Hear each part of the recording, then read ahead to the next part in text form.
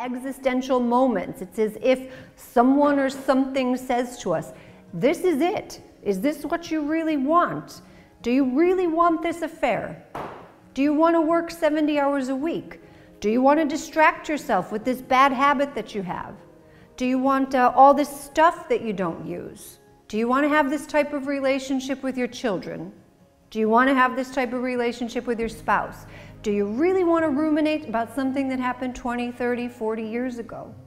Right? Is that what you really want? Oh, what's the answer? No? Okay. What do you want then? If that's not what you want, what do you want? But this isn't an easy situation, is it, if you really think about it, if we really tune into it? Because if the answer is no, if we're saying no, this isn't what I want, and this is what existential angst really means, well, what am I going to do about it? That's the next point, isn't it? That's a burden. That can be intimidating.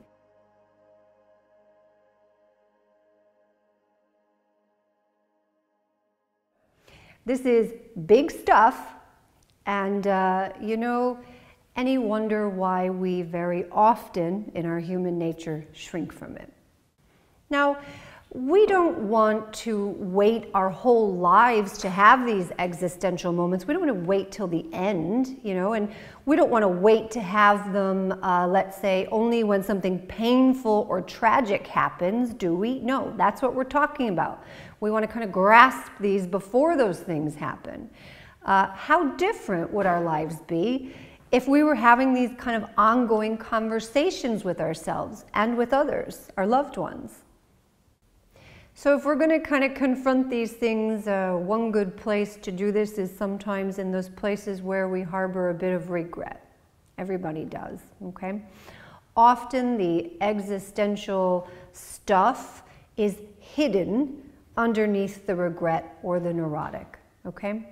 It's important to kind of spend more time thinking about the things that cause us a bit of pain, the things we sort of wish had been different. We are going to talk more again about that. But for now, when we think about sort of people getting older or aging or indeed being on their deathbed sometimes, what are the most common things that people regret? That's a good place to start probably. Where are the places in which we maybe feel secretly angsty? So what we know is that a lot of people report the feeling that they wish that they had spent less time working and more time with family or more time doing the things that they enjoy. Quite simply, they talk about wishing they had had more fun, okay? Other people might talk about wishing that they had taken themselves more seriously. Maybe they had plenty of fun, but they wished that they had kind of articulated their goals and taken them more seriously, had a bit more confidence in themselves, okay? A lot of people talk about wishing they hadn't worried so much about what people had thought. People will talk about wishing they had been maybe more affectionate or demonstrative with the people close to them. Sometimes you'll hear people talking about, I wish I hadn't taken certain things for granted.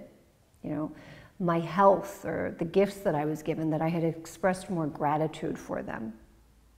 You will hear people talking about maybe something like letting a person down at a key moment, and this lingers for them in some way, or perhaps an injury that they caused and that lingers, and they have this kind of need to make amends. That's a common one.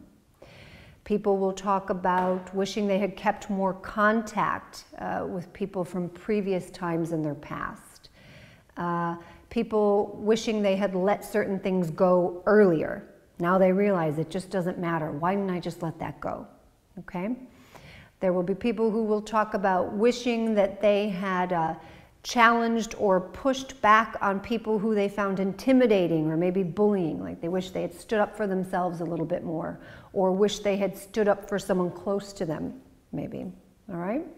People will talk about things like wishing they hadn't spent so much time with the wrong people, maybe people who weren't a good influence on their lives.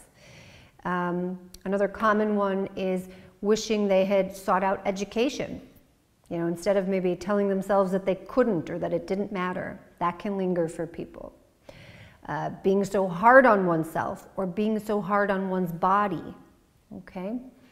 Another common one is perhaps avoiding someone who is sick or avoiding someone who is dying that they cared about and having a real regret here. Some people talk about wishing they had been a parent.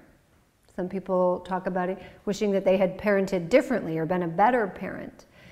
Some people lament time spent on bad habits or addictions, sometimes the decisions that have been made as a result.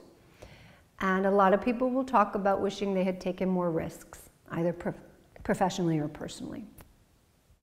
We'll speak more about how to approach these things that linger for all of us with a little more kind of existential integrity.